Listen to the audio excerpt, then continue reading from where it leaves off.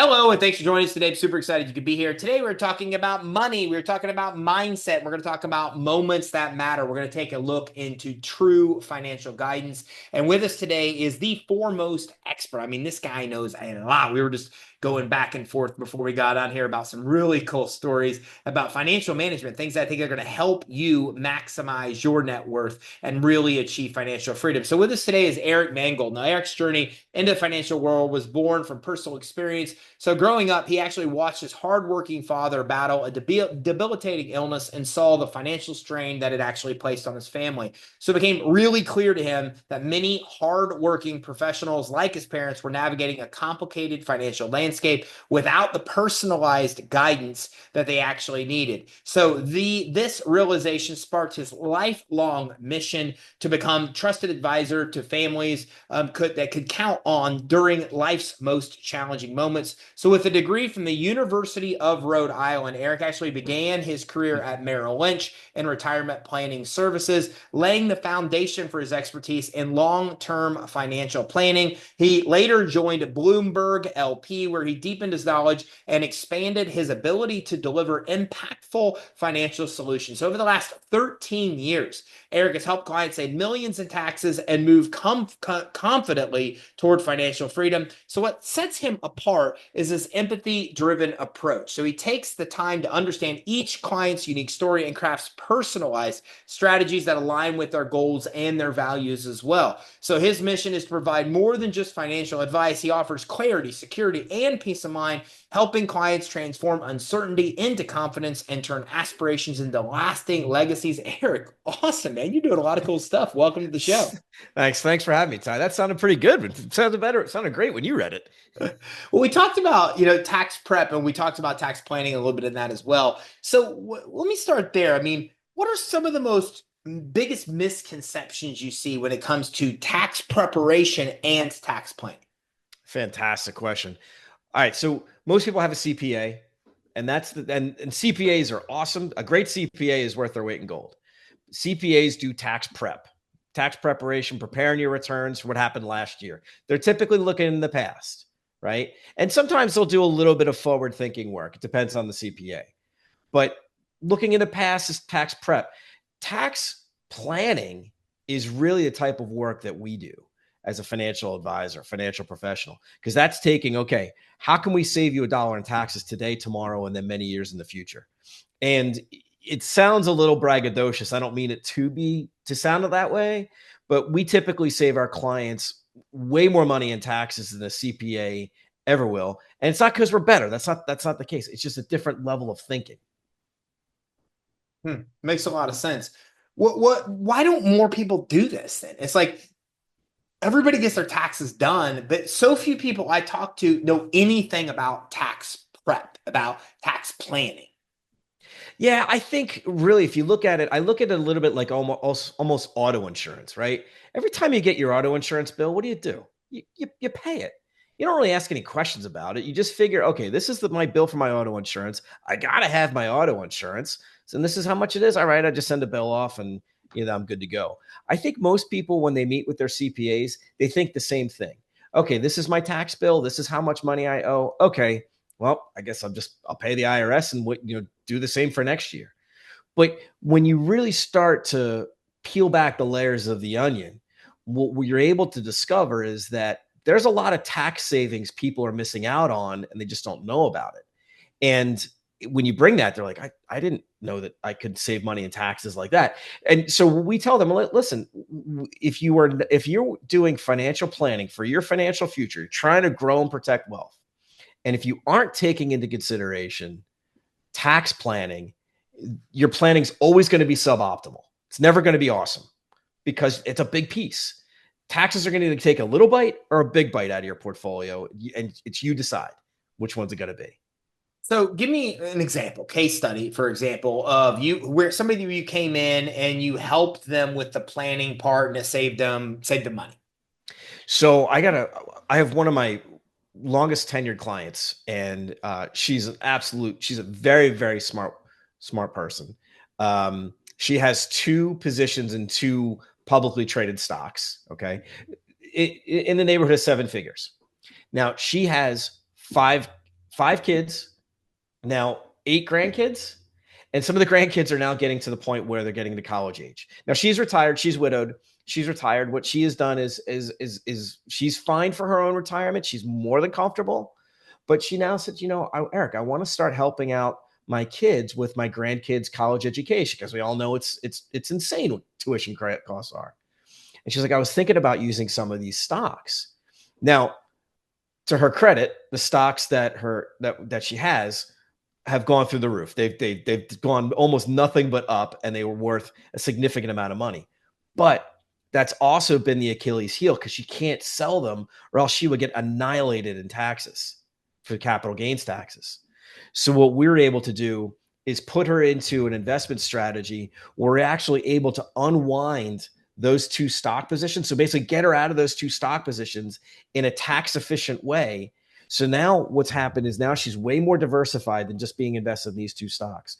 But because we did it in a tax efficient way, so she's not going to be paying these massive capital gains bills. Now she's going to unlock this money, and she was able to give money to her kids and ultimately their grandkids' college education. Like it was a win across the board. It was awesome. And frankly, she felt fantastic about it because even though she really loved these 2 stock positions, the fact that she was able to help out her grandkids' college, she was on top of the moon. Financial advisors, accountants, there's so many like different positions out there that can help us. Who do we need? Like that, I think it's confusing to an entrepreneur that I talk to is they don't even know. Like, so for example, tax planning and financial planner, they're not even sure if those are 2 separate people or one. So if you're giving somebody advice, who are the financial professionals we really should have in our lives? Yeah, I think a CPA is definitely got to be on your team. Financial advisor's got to be on your team, and depending upon your business, depending upon your family dynamics, you got to have a good attorney. Now, that attorney, depending upon family dynamics, could be a trust and estate attorney, or maybe it's just somebody that's like more of a general practitioner of attorney that you can talk to about certain things, especially if you're a business owner. I had a client who was involved in a business, and the business documents basically were saying to him that he was a 10% owner. Well, the owner was telling him that he was a 30% owner. Like, well, these 2 things aren't aligning, man. Like you've got 2 things that need to say the same thing. The owner's got to say the same thing, whether it's 10 or 30%. The document's got to reflect that. So I was able to connect him with an attorney who focuses on business planning and business formation and those types of agreements. So, to answer your question, you got to have a good CPA, got to have a good financial advisor, and got to have usually an attorney. I always like to say, and maybe this is a little plug for myself, I don't know, but I've got a really deep bench. If somebody comes to me and they need tax preparation, I want to be able to tell them, hey, I want you to talk to these 2 firms that I know very, very well. I don't get a referral fee, I don't get a finder fee, but I want to make sure that you're getting taken care of than just by Googling tax prep and getting somebody you don't know. I've done the vetting already for some of these folks, whether it's a CPA or an attorney or a mortgage broker or a lending person, right? Like I want to be able to tell somebody, hey, listen, that's not an area where I'm an expert in, but I want you to call somebody that I know well and talk to them about this need that you have.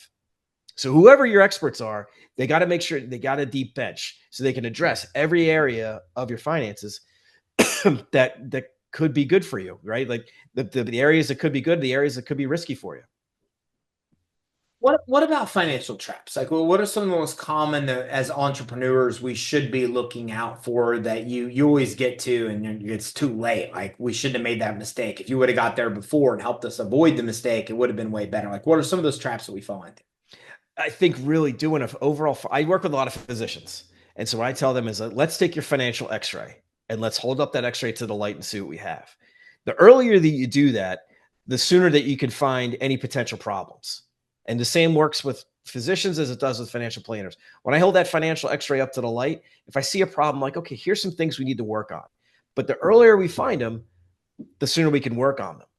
And then I also talk, when I'm talking, especially with my entrepreneurial clients, my business owner clients, like if you have a major decision that you're making, and it involves the finances of the business, let's set up time when we're looping in your CPA, you're looping me in, and we can have that almost like that forum So where everybody's kind of coming to the table with the sole purpose of trying to help you, the client, you, the business owner, right? Maybe the CPA and maybe we come in and we come in unbiased and unemotional, which is really hard for a business owner.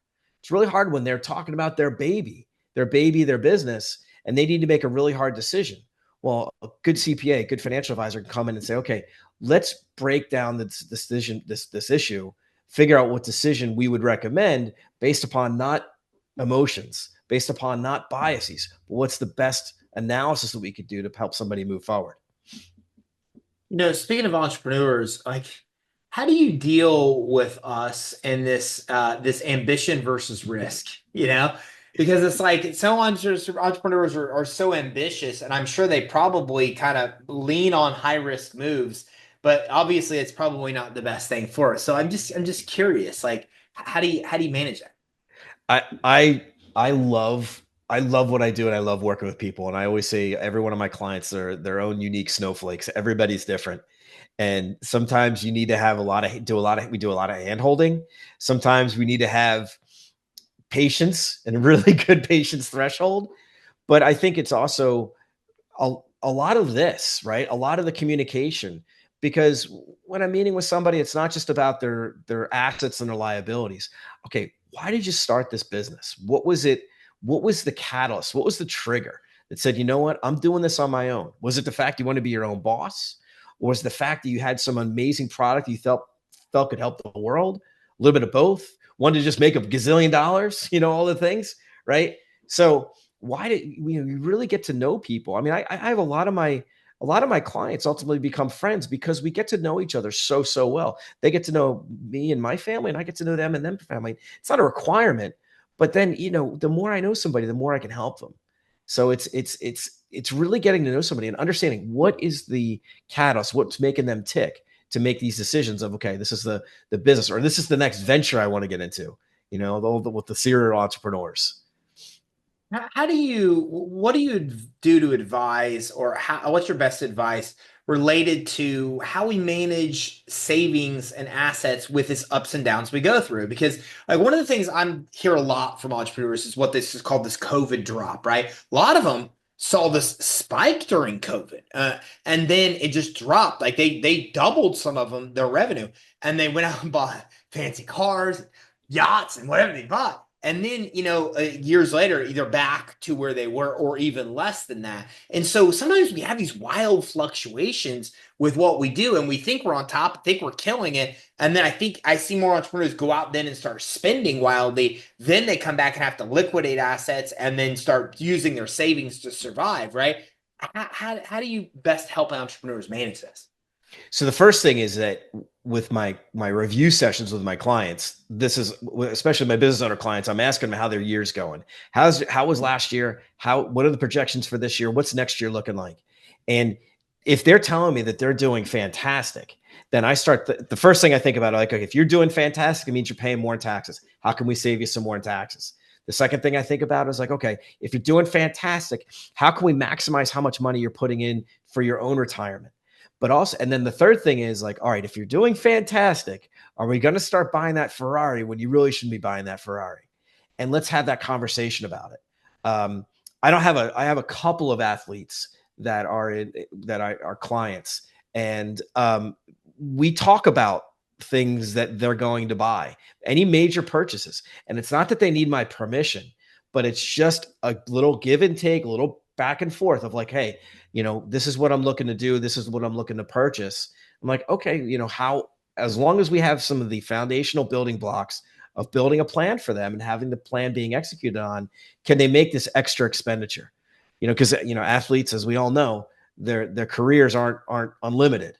So and usually they're shorter than most people think. So the time for them to make hay is now, and maybe do they postpone some of these greater expenditures, or maybe they make a smaller expenditure, or maybe the expenditure falls in line. Again, it comes down to communication. What are they trying to accomplish, and what's the best way we can get them there?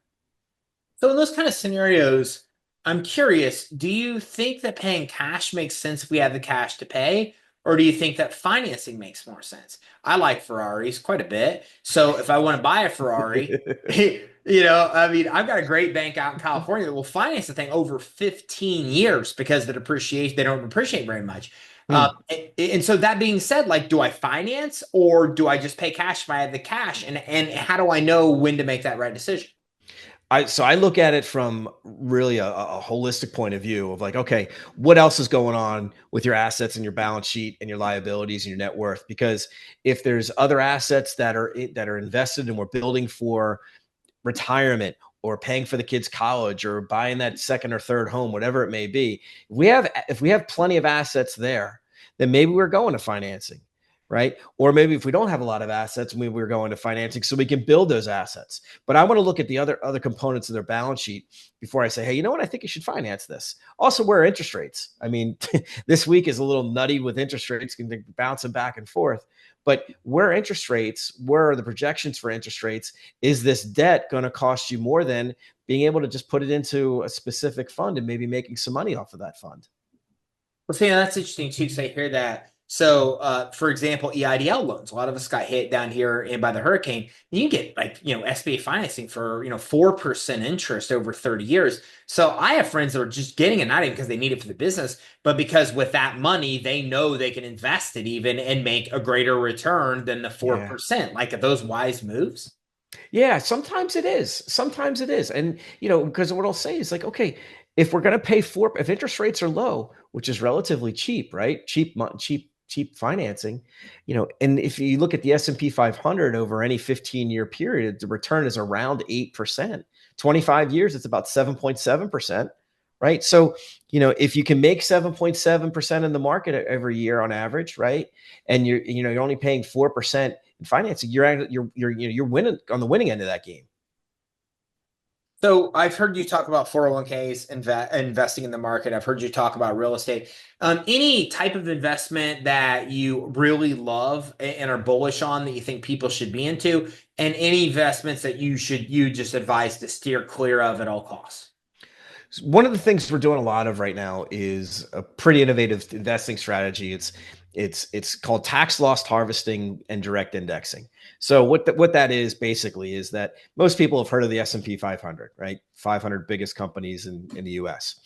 Well, if the average investor wants to own the S&P 500, they'll just go buy an S&P 500 index, which is just tracks all 500 of those companies. They're not buying each individual stock. What direct index, and the reason they're not doing that, right, by the way, is that it's really inefficient. Think about buying 500 stocks. It's really time consuming and it's really expensive. So what we're doing is through technology is we're actually doing direct indexing. So we are buying the individual components. And also what we're doing is what's called tax loss harvesting. So let's say one of the components, the S&P 500, let's say it's Coke, and Coke goes down by 8%. I'm simplifying this a little bit. And Pepsi is in our portfolio too, and that goes up by 12%. Okay, so we have a loss and a gain here. What we'll do is we'll offset that 8% loss with Coke against that 12% loss with Pepsi. So now you haven't gained 12% and lost 8%. You've only gained 4%. But in that equation lies tax savings that can be banked and potentially, depending on what state you live in, carried forward to the next year. So let's say you have a real estate sale and you owe taxes. Let's say you owe 10, just pulling a number out of my hat, 10 grand in taxes, but you have a $3,000 loss that's been banked in this direct indexing strategy. You can offset that $3,000 against that $10,000 tax bill that you owe. And it is just, and the thing is that we're not sacrificing growth for the ability to capture taxes and tax savings. It's one of the more innovative strategies. And again, I'm oversimplifying a little bit, but it's one of the more innovative strategies that we've seen. Direct indexing is getting a lot of news and a lot of press. And this is the reason, because it's giving people the ability to not only increase their wealth and grow their wealth, but also save money and taxes along the same time. It's one of the more intriguing and I think game changing type of investments I've seen in a long time. One of the things I love about you, and I love that strategy. And when you have those kind of strategies, one of the things I love is that you have this ability to custom tailor, a strategy for your client. And that's very unique. I mean, most people are cookie cutter strategies, and it's the same thing. They're advising the clients the exact same way. How the heck do you do that? Like, how do you come in and truly custom tailor strategies for each client based on where they are, where they want to be, other factors? There's a lot that goes into it. I mean, kind of going back to that financial X-ray, you hold it up. What do you see in the light? Now, there's definitely going to be some things like we do. I do have some portfolios that I use for certain investors that are good portfolios of mutual funds and ETFs. And if somebody's in the same kind of net worth area, and then it makes sense for them to be in the same portfolio as someone else, then we'll recommend that. But I think that's really one of the big keys to the overall puzzle is like the advice has got to be customized. The plan's got to be customized because again, everybody's a unique snowflake, and life will always, these are a lot of cliches here, Ty. Life's always going to throw you a curveball, right? And you don't know when that curveball comes. So that plan's got to be nimble. It can't live in a vacuum. It's got to be able to move as life does throw you that curveball, right? And it's got to be custom to what's going on in your world. I mean, because everybody's got their own things that are going on in their life. They've got, families. Maybe there's kids. Maybe there's aging parents they're taking care of. Maybe there's a charity that they're working with. The advice has got to be tailored to exactly that particular person because it's like, it's like a good suit. If it's tailored, it fits awesome. It looks awesome. If it's not tailored and before, right off the rack, it looks frumpy and it's not the right fit. And you just know it's not right for you. It's got to be that tailored down, customizable advice and strategy. Empathy. You're big on empathy and using it in your practice. What kind of things are you doing with empathy, especially to be able to better work with your clients? When I think one of the things I don't like about my industry, and I get asked this all the time, and it's not clients' fault. It's just because it's what they hear from my industry. And it drives me nuts. People ask me all the time, what's my minimum? Right? What's my minimum? What that means is that in order for them to become a client of mine, they have to have a certain amount of dollars that they can invest with me in order to get personalized advice. All right. I don't like that because that looks like it takes every single human and turns them into a dollar sign. And how condescending is that? If you're talking to somebody and you're saying you're not worth my advice, I mean, like that just I don't even like those words coming out of my mouth, Ty. Right? So, and not to mention, I work with a lot of physicians. And I can tell you, I work with people. I say to these physicians, I work with you from residency through retirement. Well, residents don't make a lot of money. And I have a ton of clients that I started with as residents that are now, making in the seven figures. But if I told them when they were residents, hey, go pound sand, you're not worth my time, you don't meet my minimum, they would have been like, all right, fine. And they would have found somebody else that would have helped them. But why not help them if they want my help? Right. I'm working with clients' kids now, which is really kind of fun. Right. But what am I supposed to say to the client's kids? You don't make my minimum. So I think a little bit of empathy can go a long way. And that's one of the major things that I would love it if my industry changes. I don't think it will. I think people will still carry that minimum. I mean, I got a client about a year ago from a friend of mine who's an advisor at another firm. And he was recommending to me his next door neighbor. And I said, well, why don't you help him? Like you live next door, you're friends with them. Because I can't, they don't meet my minimum.